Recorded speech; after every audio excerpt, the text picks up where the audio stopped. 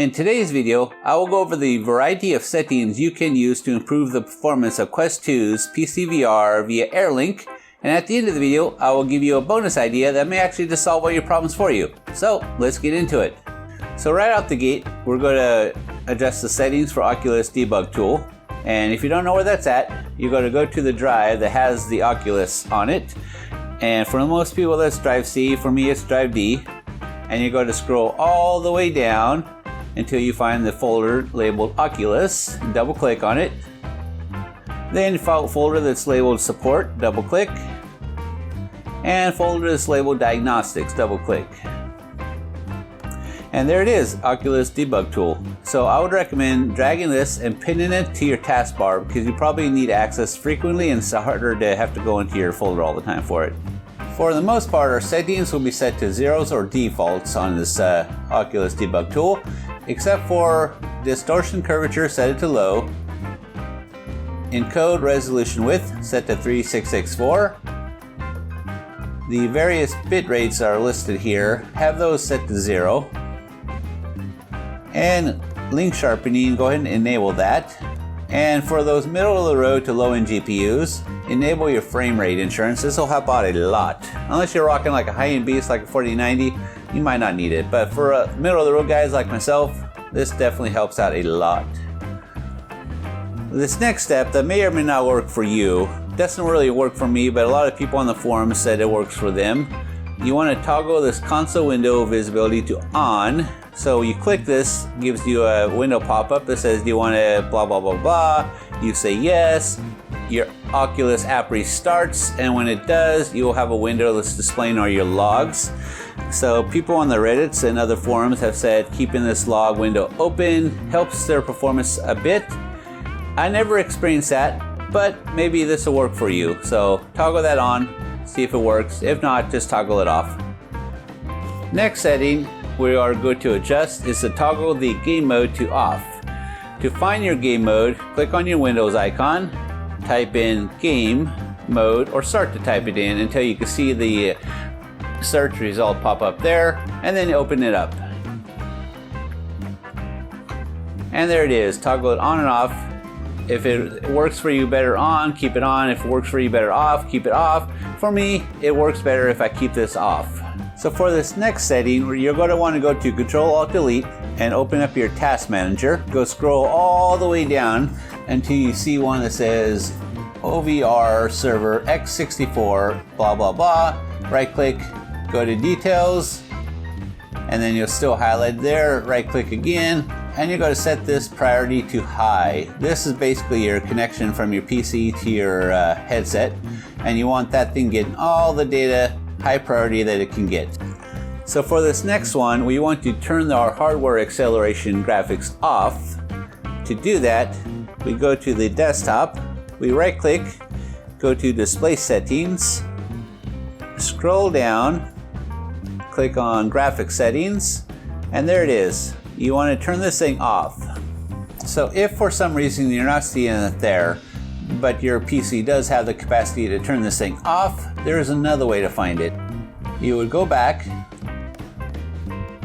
and scroll down again, and you're going to click on Advanced Display Settings, and then click on this Display Properties here. And on this little window here, there may be a tab that says Troubleshoot. You would click on that Troubleshoot tab, and you would see the option to disable that thing there as well. Some PCs may not have this capacity to turn this thing off, but most of them should, and that's how you go about doing it. In addition, you want to set your PC's power settings to high performance, and so to do that, you go to right click, display settings again, go to power and sleep, go to additional power settings, and there it is. So moving on, we are going to tweak our NVIDIA control panel settings. If you have an AMD card, I'm sure they have a control panel equivalent. So go ahead and open that up and just follow along. So from your window here, you go to right click, pull open the NVIDIA control panel, go to Manage 3D Settings, and then go to Global Settings. And for the most part, we want all these set to defaults. If you have been tweaking your settings and they're not quite set to defaults, just hit restore, say yes, and apply. And now all your settings have been reset to defaults. So there's a number of settings we're going to tweak here.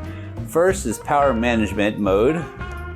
We want that set to max performance. Then below that is texture filter quality. Want to set that to high performance. And this other one, this application max frame rate, and right below it is the max frame rate. Turn those off. I've heard people had those on and they kind of mess with their performance. Keep those off. Once all those settings have been applied, hit apply and you're good to go. So moving on to our router settings, there's two apps that I would strongly encourage you to get on your phone. The first is obviously your routers app, whatever that happens to be. For me it's D-Link, so the one labeled Tether is my router app. It allows me to basically control all the various settings on my router to optimize its performance. And then this other one is called the Wi-Fi Analyzer. I can't express to you how important that one is and how handy that has come in for me. So basically that is an app that you get from the Play Store, and we're going to use it to monitor our Wi-Fi connection and determine what channel is best for us.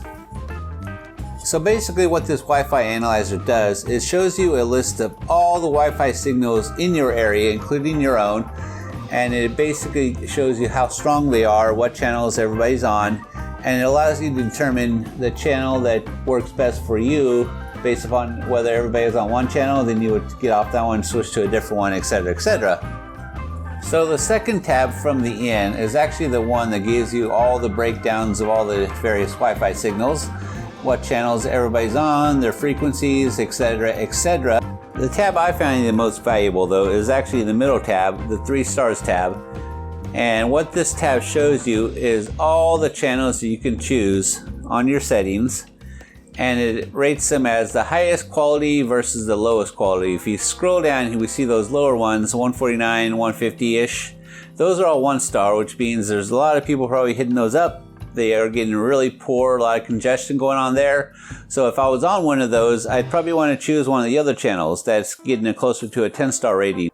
Moving on to the graphics preferences in the Oculus app, you go to click over, find the graphics preferences, click on that, and here they are. Initially they're set to defaults, 72 Hertz with the automatic recommended clicked on, but the first thing I'd recommend doing is clicking that automatic recommended off. What that does is it gives you full control of that slider bar so you can adjust your resolution based upon your performance. From here it's just a matter of tweaking your resolutions and that slider bar to find what works best for your PC. I personally keep it on 80 Hertz with the render resolution bar set at 1.2. That is with a 2070 Super that's overclocked a little bit, mind you. If you're running a lower end card, you might want to go with a 72 Hertz with the render resolution set at a lower. Or if you're running with a higher end card, you could probably jack that all the way up to 90 or 120 and slide that slider all the way to the right. But basically you just go to play around with these until you get a performance that works best for you. One thing to take into account here though, when you're playing like a game like Beat Saber, it's really about FPS and that smoothness and stuff. You probably want to go with the lower refresh rate and slide that render down a little bit, because it's all about them FPSs. Whereas if you're playing like a slower paced game like, I don't know, Lone Echo 2 or Half-Life Alyx, probably jack the refresh rate up a little higher and resolution a little higher. And finally, we have the capability to adjust our AirLink bitrate inside the headset itself. So you want to keep this on dynamic. Don't use fixed. Fixed sucks. Keep it on dynamic. And then just basically adjust the bitrate where you want it and what works best for you. I keep it on 100.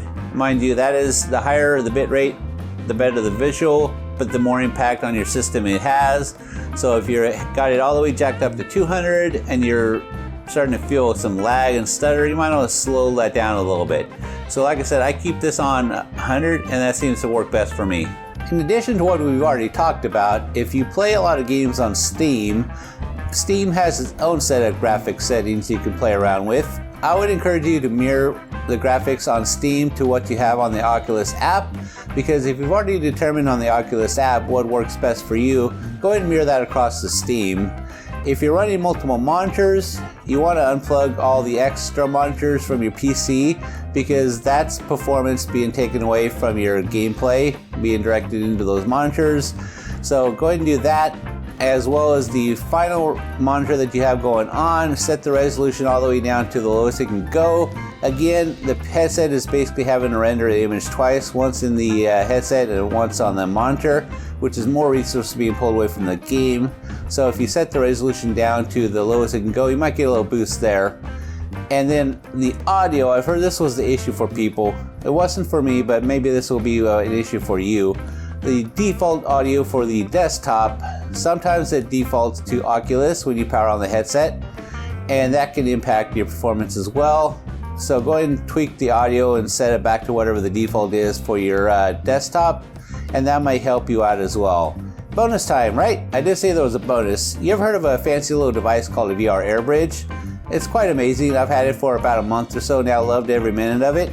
So if all these settings didn't quite resolve things for you, maybe the VR Air Bridge will. So go ahead and check out my review here. And don't forget to subscribe if you got value out of this video. Click that little bell to get notifications when I go live with my videos, and like the video.